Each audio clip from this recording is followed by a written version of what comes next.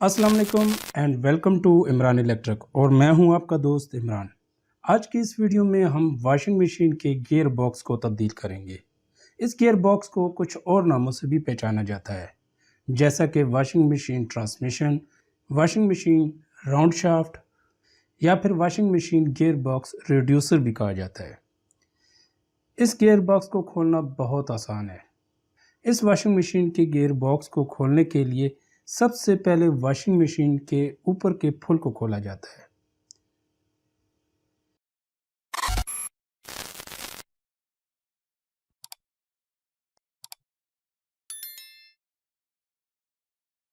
और फिर washing machine को उल्टाकर वॉशिंग मशीन के ऊपर के हिस्से को खोलना है।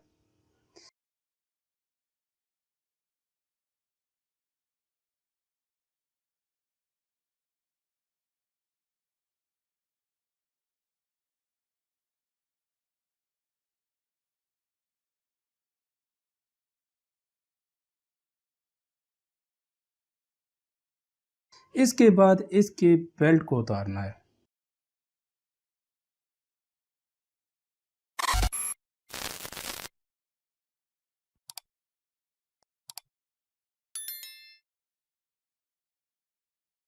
बेल्ट को निकालने के बाद कुछ इस तरफ वॉशिंग मशीन के इस हिस्से को एक तरफ करना है और फिर गियर बॉक्स को खोलना है। यहाँ पर गियर बॉक्स को खोलना बहुत आसान है। इसके 4 पेच होते हैं और किसी किसी में 8 पेच भी होते हैं, लेकिन इन पेचों को खोलने के बाद इस गियर बॉक्स को आप बड़ी आसानी के साथ बाहर निकाल सकते हैं।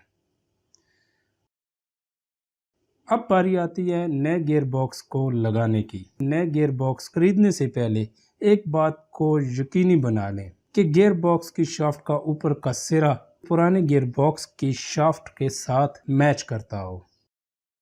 ज़्यादातर शाफ्ट के सिरे दांतों वाले होते हैं या फिर मुरब्बा शक्ल के होते हैं। अगर आपकी गियर बॉक्स की शाफ्ट का सिरा मुरब्बा शक्ल का है तो आपने मुरब्बा शक्ल की शाफ्ट लगाना है। और एक और बात, इस गियर बॉक्स की शाफ्ट की हाइट को भी चेक कर लेना है। अगर आपकी ये शाफ्ट छोटी हुई या फिर ज़्यादा लंबी हुई तो वॉशिंग मशीन का ऊपर का फुल बराबर नहीं बैठेगा। इसलिए आपने इसको भी अपने पुराने गियर बॉक्स के शाफ्ट के साथ मैच कर लेना है। इसके अलावा इसके बाकी डिज़ाइन को भी अपने पुराने गियर बॉक्स के साथ मैच कर लेना है। इसको लगाने के लिए समद बॉन्ड का इस्तेमाल करना है।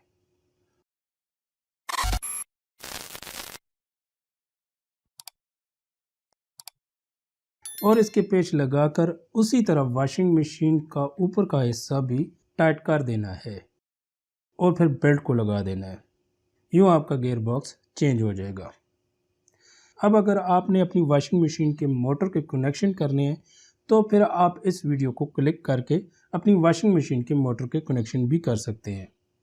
और अगर आपने अपनी वॉशिंग मशीन के टाइमर के कनेक्शन करने हैं तो उसके लिए आप इस वीडियो को क्लिक करें।